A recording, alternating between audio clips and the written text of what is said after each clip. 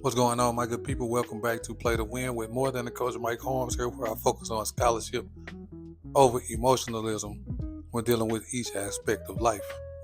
Today, I want to deal with the aspect of life regarding relationships. And today, my topic that I want to discuss is the 7 levels of disrespect that one can experience when in a relationship.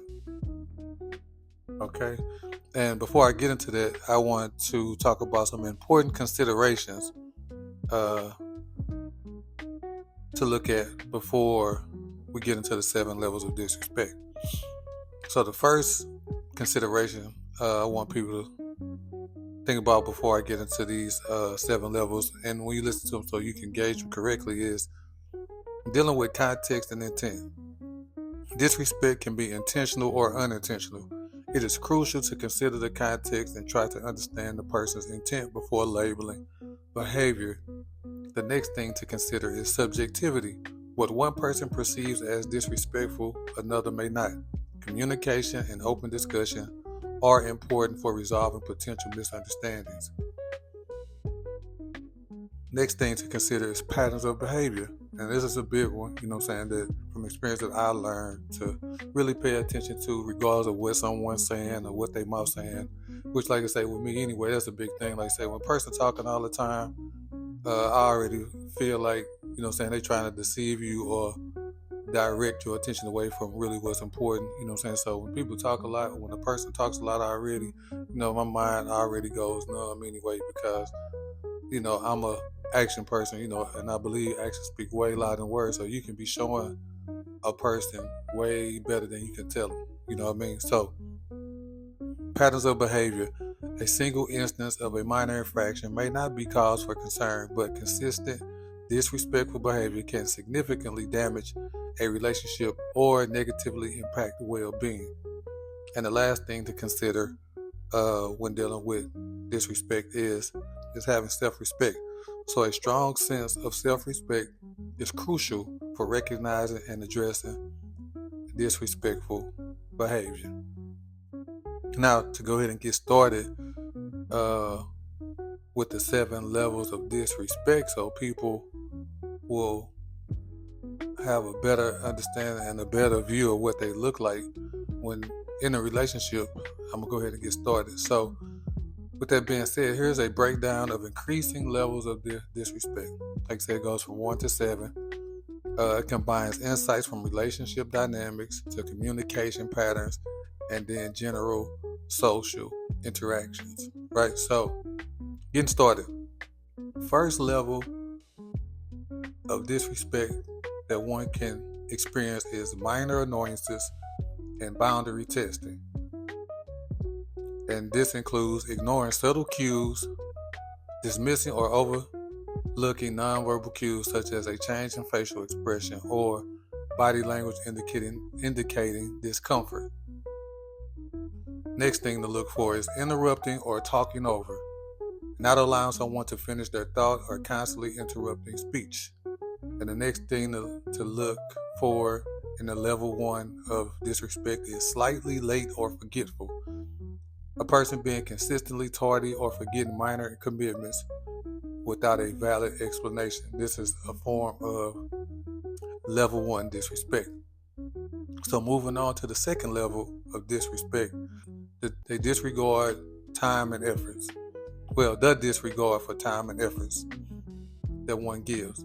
So, and this looks like a person chronic lateness or unreliability, frequently being late or breaking promises, showing a lack of respect for someone's time.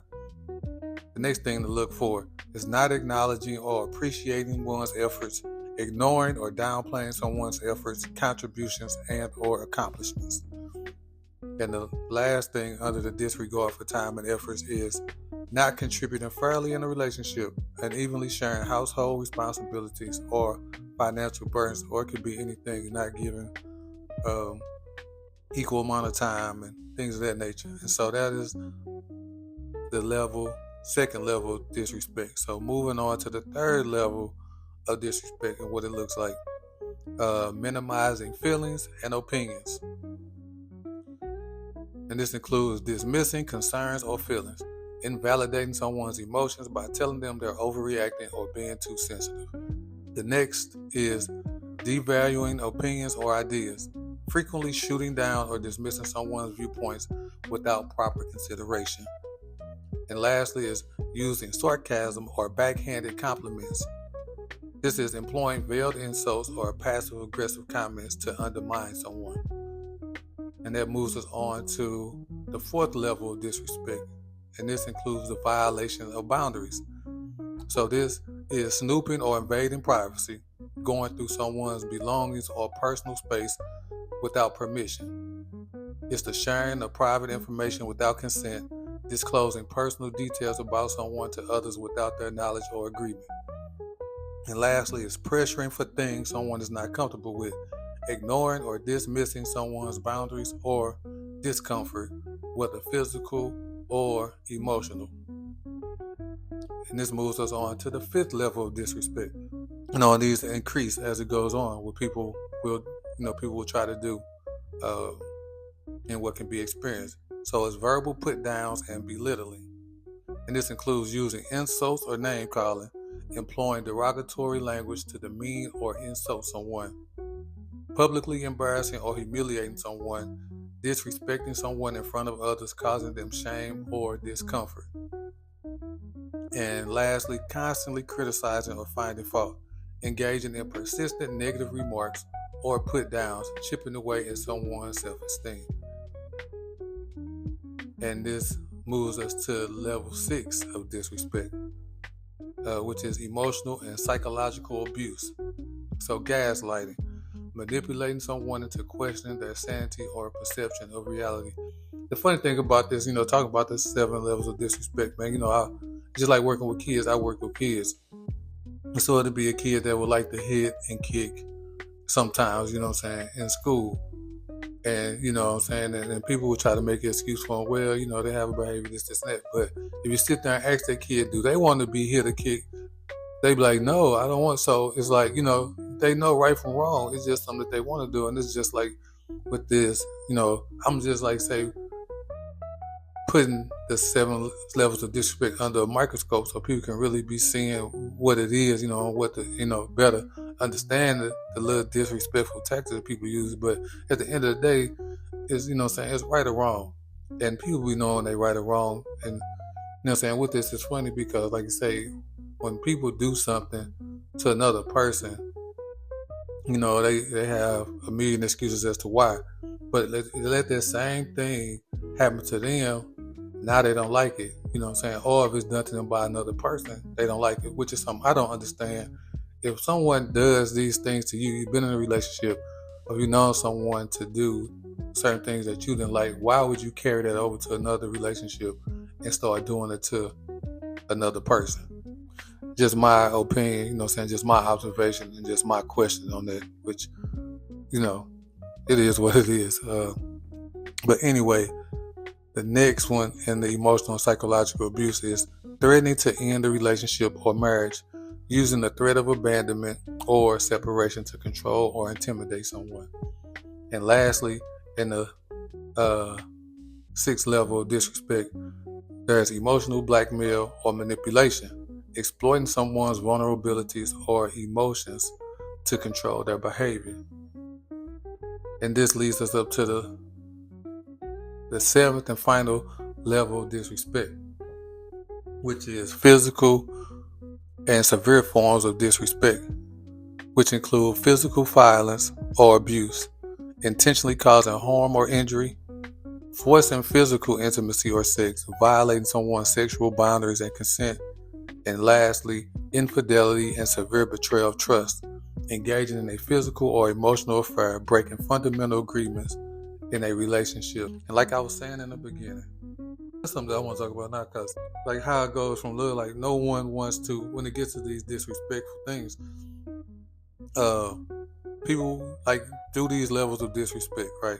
People operate in all 7 levels of disrespect and then still be wanting someone to be with them, and then you wonder, and then they wonder why why someone's not putting the effort in, because you constantly, like if you look at the 7 levels of disrespect, like say you chip away at their self esteem.